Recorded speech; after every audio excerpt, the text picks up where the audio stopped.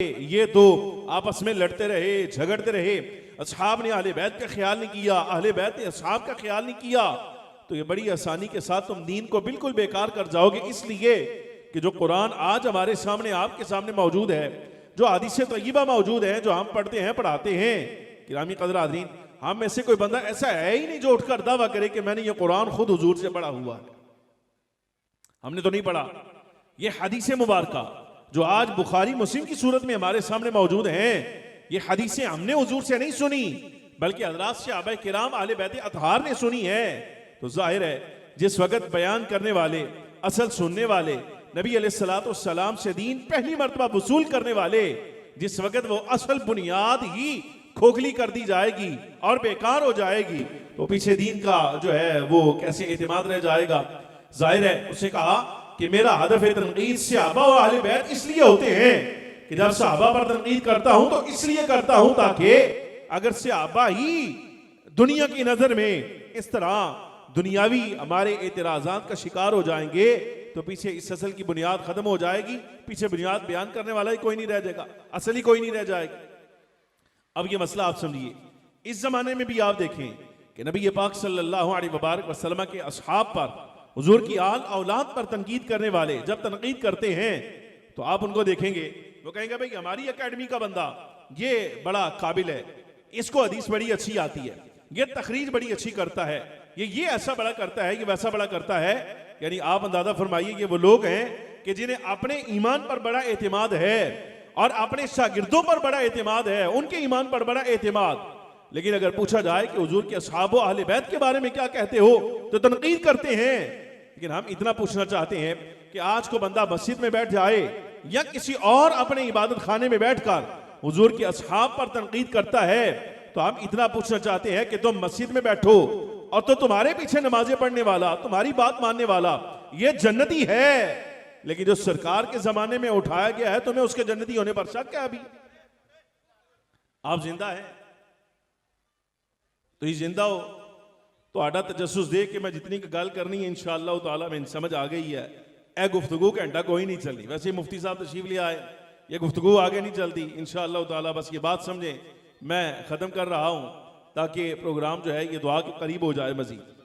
मसला समझें, आप अंदाजा फरमाए कि आज का दुनियादार मौलवी, यानी वो हुलिया उसका मुसलमानों जैसा है, जुबा कुबा भी है और वो मुफक्किर इस्लाम होने का या दाई इस्लाम होने का भी दावेदार है, वो अपने मुक्तदी को तो जन्नती समझता है, लेकिन हुजूर पुरनूर सल्लल्लाहु अलैहि वसल्लम के असहाब के बारे में बातें करता है, इसलिए वो कहता है असहाब जन्नती कोई नहीं, अलबत्ता मुझे अपने बारे में यकीन है कि मुझे अल्लाह रब्बुल आलमीन जल्ल व अला ने जन्नत अता फरमानी है।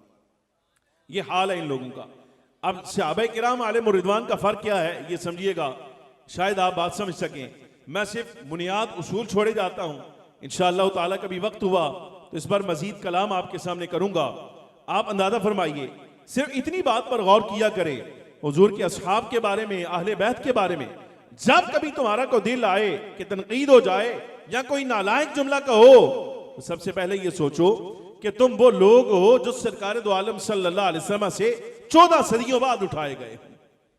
तुम्हारे और सरकार के दरमियान 14 सदियों का फासला है। हाल ये है, हक ये है कि नबी पाक सल्लल्लाहु अलैहि वसल्लम का अपना फरमान भी यही कि खैरुल कुरूनी कर्नी, सबसे बेहतरीन जमाना वो मेरा जमाना है, तुम्हारा जमाना बेहतर जमाना नहीं। लेकिन ताज्जुब की बात यह है कि जिनके बारे में तुम तनकीद कर रहे हो, जिनको तुम कह रहे हो कि ये जन्नती कोई नहीं, या जिनके बारे में तुम्हें शक है कि ये वो अफराद है कि कल क़यामत के दिन उठाए जाएं, तो शायद हो सकता है नतीजा हमारी तवक्को के खिलाफ आ जाए। मैं कहता हूं तुम्हें अपने बारे में तो यकीन है कि तुम जन्नती हो, लेकिन जो खैरुल कुरून में उठाए गए हैं अगर उनका हिसाब किताब कर रहे हो तो सच्ची बात यह है कि क़यामत के दिन रब्बुल आलमीन जल्ल व अला तुम्हारा हिसाब किताब सख्त फरमाएगा। मसला समात फरमाइए। मसला के हक अहले सुन्नत व जमात के बड़े नामवर और बड़े जोर आवर आवाज़ माशाअल्लाह ताला हज़रत मुफ्ती समर अब्बास साहिब तशरीफ़ ले आए हैं। अल्लाह रब्बुल आलमीन जल्ल व अला इल्म में, अमल में बरकत अता फरमाए, और जिस तरह अक़ीदा हक़्क़ा की ये हिफाजत कर रहे हैं अल्लाह तबारक व तआला जल्ल व अला इस हिफाजत पर इन्हें इस्तिक़ामत अता फरमाए। गिरामी क़दर आदमी मसला समात फरमाइए। अर्ज़ कर रहा हूँ कि आपका और मेरा जो ईमान है यानी आज के जमाने का कोई बंदा या किसी जमाने का कोई बंदा उठकर यह दावा करे कि वो मोमिन है, लेकिन तनकीद करे हुजूर पर नूर सल्लल्लाहु अलैहि वसल्लम के असहाब पर, तो ये बात जचती नहीं। इसलिए नहीं जचती कि आप अंदाजा फरमाइए, आप और मैं मुसलमान हैं, तो हमारे मुसलमान होने के जो शवाहिद हैं वो निरा इतने कि हमने आंख खोली है तो हमारे माँ बाप मुसलमान थे, मुसलमानों के घर पैदा हुए हैं, हमारे कान में अजान की आवाज पड़ी है, सन्ने शऊर में आए हैं तो हमने मस्जिद के मेहराब में इमाम खड़ा देखा है, हमने यहाँ मीनारे से अजानों की आवाजें सुनी है। फिर हाल ये है कि कुरान हमने इमाम साहिब से पढ़ा है, 6 कलमे पढ़े हैं, आपके हमारे कलमे की बुनियाद ये है। लेकिन आप अंदाजा फरमाइए, आप में से मेरे में से कोई बंदा ऐसा नहीं है इस वक्त, यानी पूरी रुए जमीन पर कोई बंदा ऐसा उठ खड़ा हो जो कहे कि मैं ईमान लाया हूं इसलिए कि मुस्तफा करीम सल्लल्लाहु अलैहि वसल्लम ने मेरे ईमान लाने से पहले मुझे मौजज़ा दिखाया है। यानी ऐसा बंदा अब कोई नहीं कि ये दावा करे कि मेरा ईमान जो है ये नबी पाक सल्लल्लाहु अलैहि वसल्लम के मौजज़ा पर है। लेकिन आप अंदाजा फरमाइए, आप और मैं मुसलमानों के घर पैदा हो जाएं, मौलवी साहब से 6 कलमे पढ़ें, मेहराब में खड़े इमाम को देखें और तो हम मोमिन हैं, हम जन्नती हैं, तो आप अंदाजा फरमाइए नबी पाक सल्लल्लाहु अलैहि वसल्लम की वो जमात जिनको कलिमा पढ़ाने के लिए हुजूर ने मौजज़े का इजहार भी अगर हुजूर से किया गया, मुतालबा किया गया कि या रसूल अल्लाह, नबी ये बरहक उस वक्त मानेंगे जब मुंह मांगा मौजज़ा दिखाया जाए, तो सरकार ने ये तो नहीं फरमाया भाई मैं नहीं दिखाता, बल्कि हुजूर ने ये फरमाया है तू कलिमा पढ़, तेरा दावा जो भी है हम पूरा करके दिखाते, तू कलिमा पढ़ के दिखा।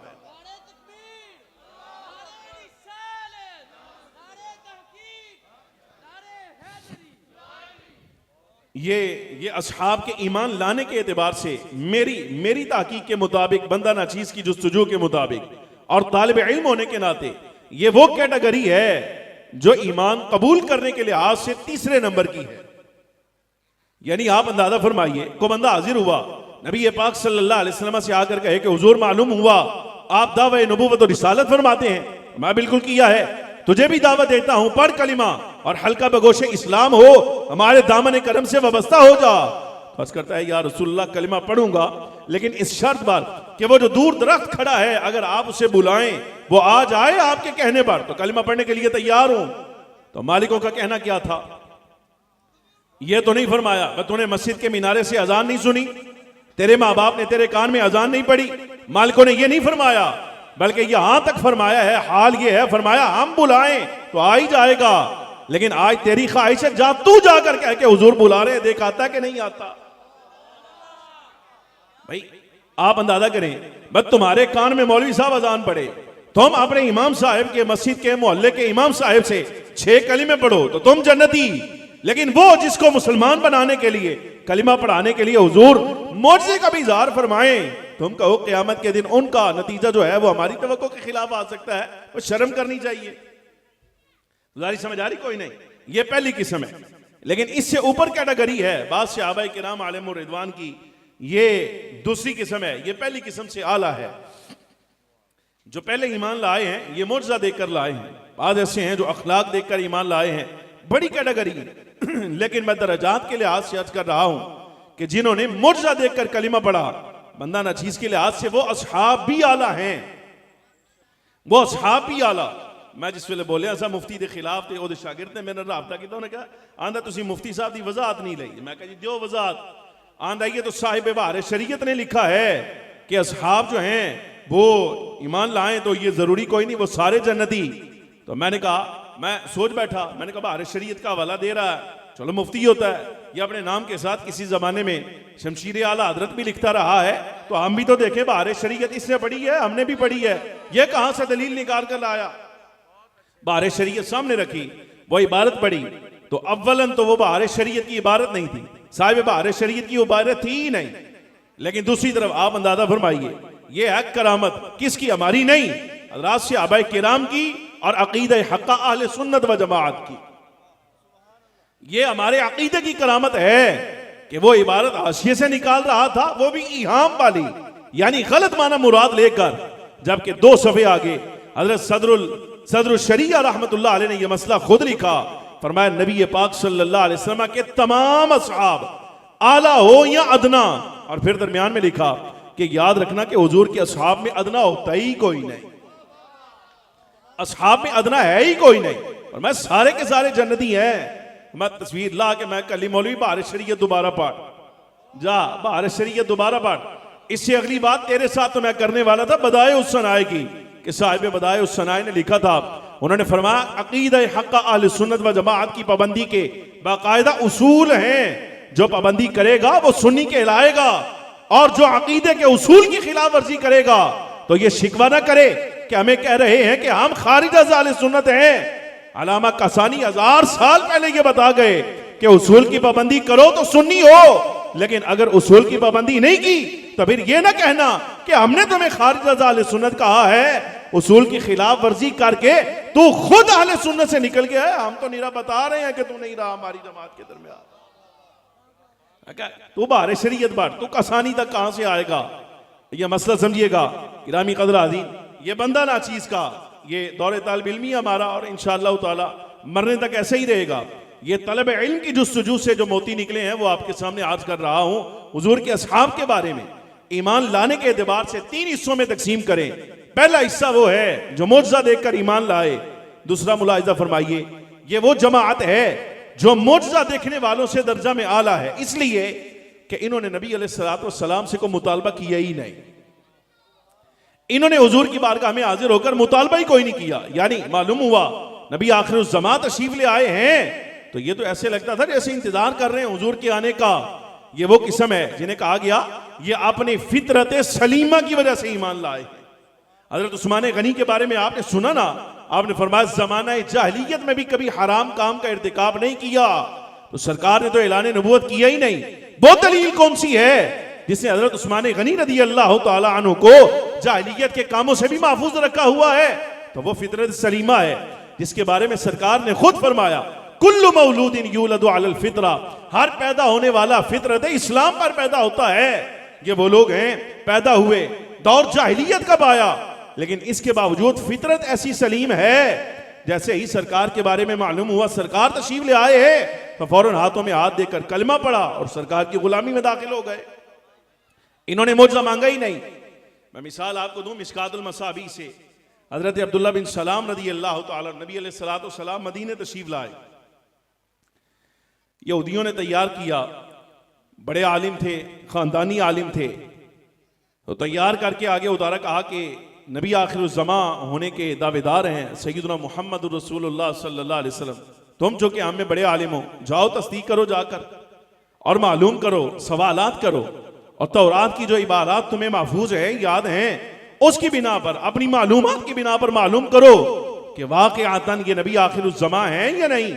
हजरत अब्दुल्ला बिन सलाम आए इसीलिए, लेकिन मिशकात के ये लफ्ज हैं, जैसे ही निगाह हुजूर फखरे आलम सल्लल्लाहु अलैहि वसल्लम के चेहरे पाक पर पड़ी तो कोई सवाल नहीं, कोई सवाल नहीं, कोई इश्काल नहीं, कोई तौरात की इबारत नहीं, कोई इंजील का हवाला नहीं, कोई कुरान अजीज की तस्दीक नहीं मांगी, कुछ नहीं मांगा, फौरन हाजिर हुए और हाथों में हाथ देकर मुसलमान हो गए।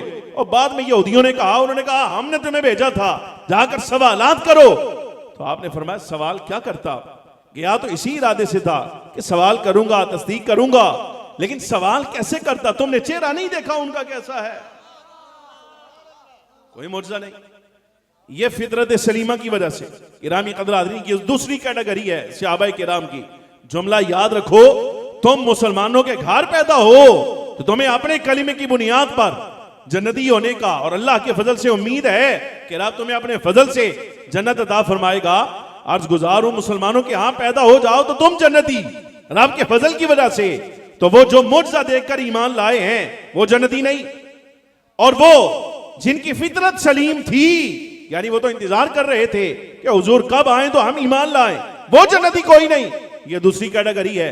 और सबसे आला कैटेगरी, ये आखिरी बात है गिरामी कदर आज़ीम, इससे ऊपर मुझे कोई किस्म हज़रात सहाबाए किराम आलिम और रिदवान में ऐसी मिली ही नहीं कि जिसके बारे में कहा जाए कि कबूल इस्लाम में ये पहली अक़साम से आला है। और वो ये कि गिरामी कदर आज़ीम, ये ईमान ना तो मुआजिज़ा की बुनियाद पर था, ना ही ये ईमान फितरत सलीमा की वजह से था। फितरत सलीम है, लेकिन यहां कबूल इस्लाम वो फितरत सलीमा की वजह से नहीं, बल्कि अल्लाह तबारक व तआला जल्ल व अला इल्हाम फरमा रहा है कि चल मुस्तफा करीम के दामन करम से वाबस्ता हो। ये इल्हामी कैफियत है। और ये किस पर आई? मैं कहूंगा कि जिनको अल्लाह रब्बुल आलमीन जल्ल व अला ने इल्हाम के साथ ये बात बतलाई है, बावर कराई, याद कराई, और उस वक्त नहीं जबकि इमामुल अंबिया सल्लल्लाहु अलैहि वसल्लम के ऐलान नबूवत का वक्त करीब आया ना, बल्कि जब से ये सन्ने शऊर में आए तब से लेकर ऐलान नबूवत तक हाल यही है कि इल्हाम वक्तन फवक्तन रहा। क्या? और इसमें सबसे पहला फर्द, सबसे ऊपर जो नजर आ रहा है, ये वही है जिसके बारे में हमने कहा अफदलुल बशर बअदल अंबिया बित्तहकीक सय्यदुना अबू बकर सिद्दीक रदियल्लाहु तआला अन्हु। यानी आप जो ईमान लाए हैं, ना मुर्जे का मुतालबा किया है, ना कि रामी कदर आदीन, फितरत सलीमा, फितरत सलीम होने के बावजूद हजरत सय्यदुना अबू बकर सिद्दीक रदियल्लाहु तआला अन्हु जो ईमान लाए हैं, ये बाकायदा इल्हाम के साथ लाए हैं। और इसका इजहार रिवायात में मौजूद है। तारीख़ मदीना दिमश्क में ये रिवायत मौजूद है। मैं इंशाअल्लाह ताला फिर कभी वक्त हुआ मुफ्ती साहब तशरीफ ले आए, इंशाअल्लाह ताला फिर कभी इसको आगे चलाऊंगा। लेकिन बहरहाल खुलासा सिर्फ इतना है, ये याद रखिएगा, जिस ज़माने में भी तनकीद का जो हदफ है ये उलमाए किराम हो और ख़ास उलमाए अहले सुन्नत व जमात, और दूसरा औलिया सालिहीन हो या नबी पाक सल्लल्लाहु अलैहि वसल्लम के असहाब अहले बैत, तो इस सूरत में ये समझिएगा ये वो बंदा है कि सर पे दस्तार ज़रूर है, दाढ़ी ज़रूर है, गुफ्तार रफ्तार में हर लिहाज से मुसलमान लग रहा है, लेकिन इसके काम मुसलमानों वाले कोई नहीं है। ये हर शय से बालातर होकर एजेंडे पर काम कर रहा है, और वो एजेंडा है बेदीनी फैलाना। इसलिए कि जब हज़रात सहाबा किराम आलिम और रिदवान की ज़वात मुक़द्दसा को बेएतिबार कर दिया जाए तो फिर कुरान और हदीस का पीछे हवाला कौन सा रह जाएगा? समझ आ रही कि नहीं? खुलासा मैंने आपके सामने अर्ज कर दिया। कौन पढ़े कि ये रावी किस तबके का है, ये कैसा है, ये सिका है, ये गैर सिका है, ये सदूक है, ये सालिह है, ये सारी की सारी अबहास में कौन पढ़े? बल्कि इस मजहब का निशाना जो है वो कहते हैं हमारा, आप देख लें इस मजहब में रावियों पर किताब ही कोई नहीं।